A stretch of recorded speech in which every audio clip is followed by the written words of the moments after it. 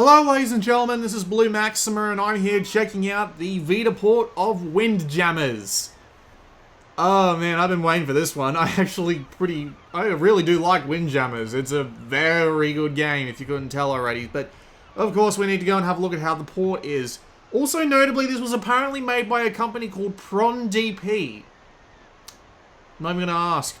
But this was actually made by .emu. .emu are a sort of company that likes to do retro remasters of games and just like emulation packages and stuff like that. So this is just the main menu they've added. They haven't actually added too much on top of the usual like arcade port that you see from games like, say, Guru Mark of the Wolves, but they have added an online mode with a ranked component, which is nice. I'm not going to actually go into the online game in this video, however, I did take the advantage of recording online footage before I actually recorded this video, so I'll be able to cut to that. Might as well go have a quick look around first. How to play is pretty simple. It just tells you all the moves you can do, but I can do all that while we're in the game. Not that much to see in the game settings. You can stretch the game out to 16:9, but no, not for a 4:3 pixel art game. Seriously, it's so weird that, and the characters have way more horizontal space than they do vertical at 16:9, so it just feels weird. You can also change the background when the game's in 4:3, which is perfectly fine. I'm just going to leave it on 3. And you can turn the menu music off, which I did, because I think the game's got a lot better atmosphere in the menu when you don't have the music on. Also, I kind of like the fact that when the plane flies by, you can see it dragging a tip behind it, which is nice. You've got online leaderboards for both the arcade and the minigames, and you do also have the online ranking, which is nice. So yeah, you can see minigames, dog distance, and bowling. 72,000 points, bloody hell. I didn't get anywhere near that when I tried that mode. And of course, you've also got the online scoring, which is good. I actually should have a score here, but it's probably not much. And that's if the game decides to load it. It's kind of slow on the leaderboards for some reason. Not the worst thing in the world, but it just happens. Maybe it's something wrong with my connection, I don't know, but oh well. You get the idea, it's a leaderboard. So if we go to local game, we've got two options here, arcade and minigames. We won't bother with the minigames because they'll come up in the arcade mode anyway. We do have 3 different selectable difficulties. Easy is pretty brain dead, and you get 5 continues, so it's actually really easy to finish. I personally stick with medium. The AI is capable of beating me, but I'm also capable of beating it, and hard just wipes the floor with me. So, yeah, we're going to stick with medium. And you'd have the choice between arcade and infinite mode. Infinite mode gives you infinite continues, but you can't earn any of the trophies, and you can't get on the high scoreboard, which is perfectly fine by me. So you've got a choice between 6 different characters, and the only real difference between them is their power shots, and their difference between their speed and their power. I prefer the lightweight characters because their speed helps me play defense a lot better, but the higher your power, the more likely you are to knock people back and get knocked out for less time yourself, which is useful in some situations, but personally I just prefer being able to move faster. So this is Windjammers. It is the most intense game of frisbee pong you have ever played in your life. It's a very simple game, but it's also deceptively enjoyable. So we've got the ability to move, and when you catch the ball, or should I say the disc, I knew I was going to fuck that up once, you can throw it. However, there are also a couple other things you can do, like if you throw the ball by pressing the button just as you catch it, you will do a supersonic throw, which is a lot stronger, like I just did there. You can also curve the ball by doing a half circle. So I just did another half circle there. And that's a power shot for you. The enemy just did it. I'm the guy on the left, by the way, or should I say the chick on the left. If you tap the X button when you catch the disc, and you're not moving at the time, you'll knock it in the air. And if you can get under the target for long enough, you will charge up for your special move. And then you can do any number of the 3 moves. So you can do a couple of different kinds of special moves. You can do moves that are, for example, curve shots like that one. You can also do moves that are lobs. So I'll actually just show off a lob there, but that's just opened me up to a power shot, which I completely missed the dodge on. You can also You can also do moves that hug the edge of the game board, which is... Damn it! Wow, okay, that was a massive screw-up on my part. I missed it just as the clock ran out. That is unfortunate. So the game runs until someone has 12 points, or until the timer runs out, and it's best of 3 sets. Very simple stuff, but it moves like a... Fuck me. God damn it. It moves like a dream. Also, yeah, you can dodge by pressing the X or the square button while you're moving, and lobbing is your triangle and circle buttons. So it is basically just a 2-button game, more or less, but they've made it so that it works on all 4 buttons. So you can choose whatever control layout you like. So the game is really simple, but the action is furious.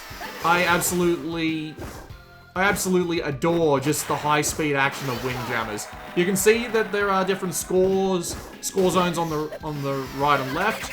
The red zones are 5 points, the yellow zones are 3 points. So the more difficult shots will get you more points, which is fantastic because it means that you've got more reason to try for the high difficulty zones, which is great.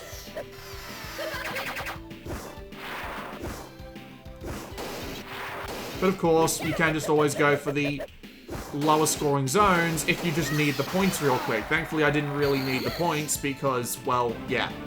I just kind of wiped the floor with the AI on that one. The arcade game mode here works on a set of rounds. So every time you win your 2 sets, you get to move on to the next computer opponent, and you just continue on like that for 6 rounds. Which makes the arcade games just slightly longer than I might appreciate. Or at least I think it's 6 rounds. I can't really remember. I never really get to the end of a set of rounds just because I usually end up putting it down because I usually get enough in 1 set. Well, 3 sets. Because, seriously, this game is great for just quick bursts of enjoyment because you can get a 3-set game out inside of like 5 minutes, which is absolutely fantastic. Fantastic for just picking it up, playing around, and then just putting it down again. And thankfully the unranked and ranked matches have realized this. You only have to play the 3 sets. You don't have to do any particular amount of rounds, which means that the games are a lot faster. There are a couple of other mechanics I haven't mentioned yet, like there's bumpers. Bumpers show up on some of the stages, but not on others. There are also some other neat tricks that the game includes, like expanding score zones and all sorts of other things. It's got a lot of stuff to keep the game interesting, but thankfully none of the arenas are actually massively competitive, so let me try that statement again, because that didn't sound right. None of the arenas do anything so major as to break the competitive nature of the game, which is perfectly fine by me. Hopefully we'll get to see some bumpers or some expanding score zones in this round here versus Spain. Round 2. No, I don't think this is one actually, but it is one of the bigger arenas. So as you can see, there's a ton more space for the disc to move around, which does some things in and of itself.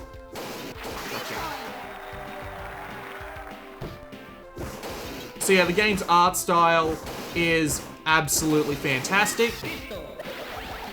You have some... Wow. Wasn't expecting that. I haven't actually seen that guy's power shot yet. I haven't played too much Windjammers, I admit, but what I have played of it, I've enjoyed immensely. I think this is like after 2 hours of gameplay, but some of that was spent waiting for... online matches, so... Oh, you cheeky bastard. Alright, let's try this again.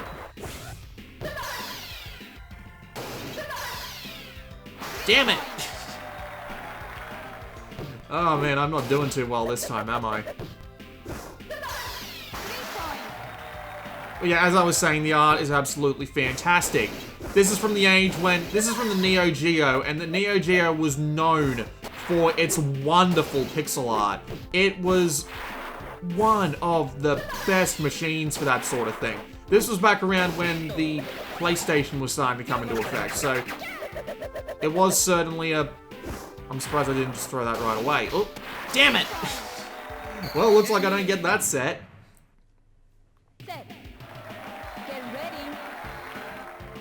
But yeah, the pixel art is amazing. The character art is great. The stadiums are nice and colorful. Very, very easy to tell what you need to be doing. Nothing gets in the way. It is a Fast and Furious sort of thing, but it's also got all those really nice touches that pixel art is known for, like the animations of the disc bouncing off the walls and the little sparks and everything that comes off and all of that nice stuff they got going. It's a lovely looking game. Which is why I don't want to play it in 16:9, because 16:9 really does take the edge off. And the sound is really good as well. Like, it's a real visceral feeling, the disc just bouncing off the walls and off the back grate. It really is something quite nice.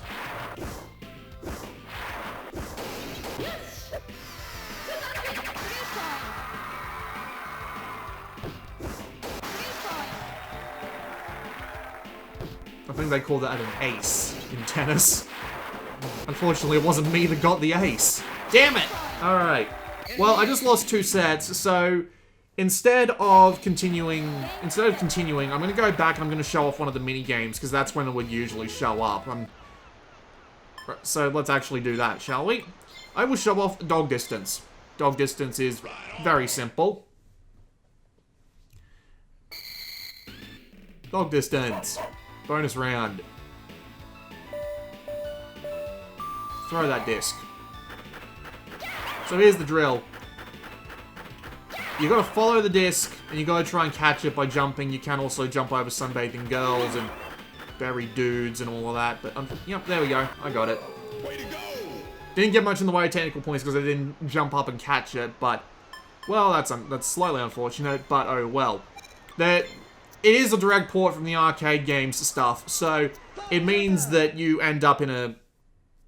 It ends up in a situation where they're not really that deep, but they're still pretty enjoyable anyway, and they do actually come up during the arcade mode. I'm just showing them off here for the purpose of brevity. This is bowling, if you couldn't tell. And the idea is you gotta try and score as many points as possible within 300 seconds, and... Not within 300 seconds, within 40 seconds. I'm thinking of, I'm thinking of how many points is in a perfect game of bowling.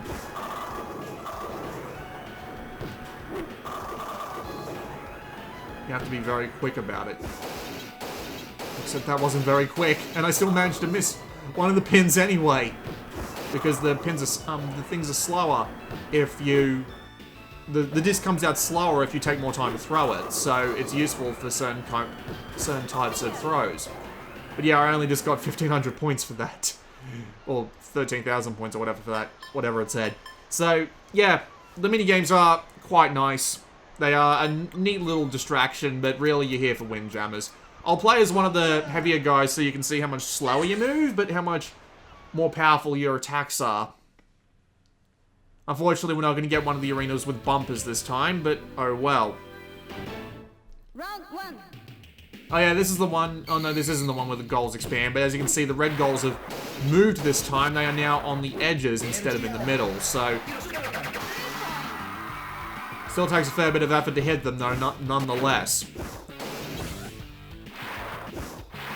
So, if you're like me, the main feature you would have known about of the Windjammers port is the online play. Now, Windjammers is more or less like a fighting game, because the reaction time you need to get to the disc and to throw it, and some of the movements you need to do, like the half circles and the quarter circles for your special moves and your curved discs, are a lot like your typical fighting game inputs. So this game plays a lot like a fighting game in the sense that you need to keep everything synced as much as possible. And for someone who lives in Australia playing off the American version, this might result in a couple of issues, because if the ping is too high, the game might have trouble staying in sync. Now, this is where the arcade footage this is where the online footage, I should say, that I got comes into play. So at the end of the set, I will play you footage from the 150 ping game that I played. So the game actually tells you the ping of the people you're playing against, which is kind of nice. It's also got a little connection meter, but that basically means nothing when you've got the full ping. So, you know, if you've got the ping, why bother with the connection meter? I just dodged completely out of the way of that disc. I'm an idiot.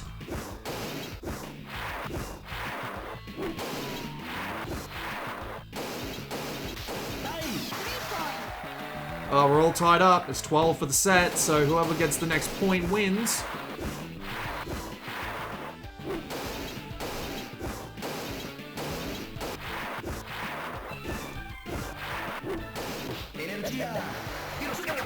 There we go, knocked it back into the goal.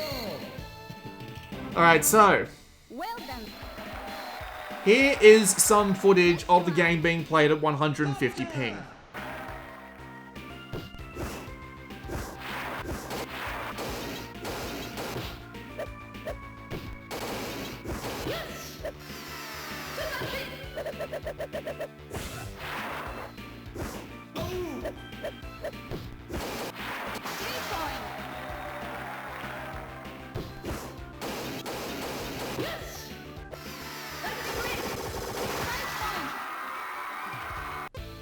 Not bad, really. I mean, you hear... Oh yeah, bumpers. I like bumpers. Bumpers are... Everything in this game's nice because everything reacts... There is no randomness in this game. Everything reacts the same way every time. So, again, very competitive. Tons of fun. So that was how the game played at 150 ping. Now, that was only like one person I came across. That was the second time I'd gone up against that guy, right? That was only one guy that I had come across. The rest were all Americans. And considering that I live in Australia, that means the ping situation is not going to be very good. So, let me show you, at the end of this set, which is going to be very, very soon, let me show you what 350 ping looks like. Come on, you son of a bitch.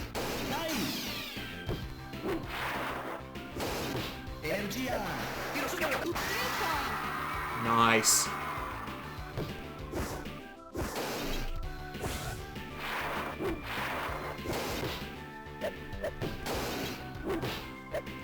Come on, you bastard. Let it through. Oh no. He's got the power, and he did the power wall band. I lost the set. But anyway, here's how the game looks at 350 ping. Get ready.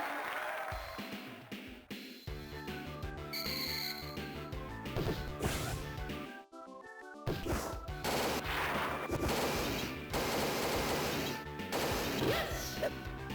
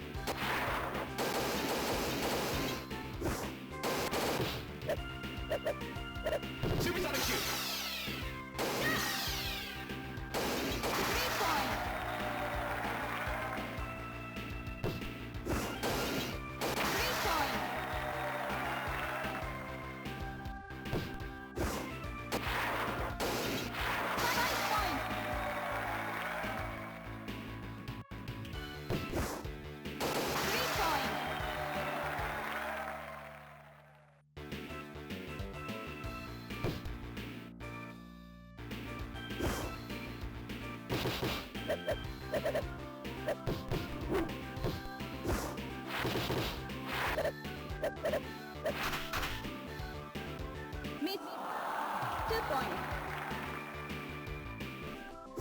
Not great, is it? Yeah, this game tends to run into problems when you are dealing with 350 ping, the game will slow down massively. The fact that the game still remains playable is certainly something else, but half of the fun of Windjammers comes in the viscerality of its speed. And when you're playing the... Shit. When you're playing the game in 350 ping, the game lags so badly that you just kind of lose it. So, you end up being in a really bad spot just because you can't. Just because it just ends up being nowhere near as fun as a regular game of Windjammers is. I absolutely love the regular Windjammers, but playing 350 ping Windjammers is nowhere near what I bought the Vita version of Windjammers for. Then again, that is mostly my fault, and the game will, as you saw by the 150 ping, it will run absolutely fine. It will do absolutely fine when you are playing with people on the same continent. At least as far as I can tell with the netcode, with what little stuff that I have seen. But, with that said, if you're in a community that probably won't buy the entirety of Windjammers, i.e. not mainly in Europe, because apparently there's a massive massive French fan club of Windjammers over in good old Paris, then chances are you aren't really going to get that much fun out of Windjammers outside of just having a portable version of the arcade game, which has been, well, let me put it this way, obtainable for quite some time now. You could literally play this game on your phone if you wanted to. It probably wouldn't work that badly either. So, really what you're here for is the online play, which will work absolutely fine if you're mainly in Europe or possibly North America. For my money though, which is I live in Australia, it's probably not going to work that well for me. I hope this game maintains an online community because Windjammers, as I've said before, is absolutely fantastic. I love it to death. There was a reason why it got so popular after it showed up again on Giant Bomb, because the game is just really good. So, who can argue with this game having any sort of audience whatsoever? So, yeah, I love Windjammers. I love the gameplay. The minigames can just, you know, they're alright. They can exist, but what you're here for is the high speed, just massive amounts of fun flying power disc gameplay. That's what you're here for. And yeah, that for the $15 US they're charging for it, if you plan on playing the game online, yeah, absolutely. Like the online matches are just... The online matches are the best part, because playing this game against a human is just way more exciting, because they're way more unpredictable than your typical AI is. I mean, even though the AI in this game might be predictable, it's still pretty hard to beat. As you can see, I'm getting absolutely flattened by the hard AI here. But, at the same time, it's still a good experience, but it just doesn't beat playing human players. It really doesn't. But yeah, I absolutely love Windjammers. You do get the PS4 version as well, which does also have, like, local two-player play, which is great for parties and stuff like that, because it's a really simple game to pick up and play, but yeah. They see me jam and they hate it. Yeah, thanks, game. But yeah, that was a look at the Vita version of Windjammers. If you can play it online, it is absolutely worth your time. Otherwise, you might want to go find it somewhere else for somewhat cheaper, or maybe wait for it to go on sale. So yeah, this has been Blue Maxima, and I will see you all next time.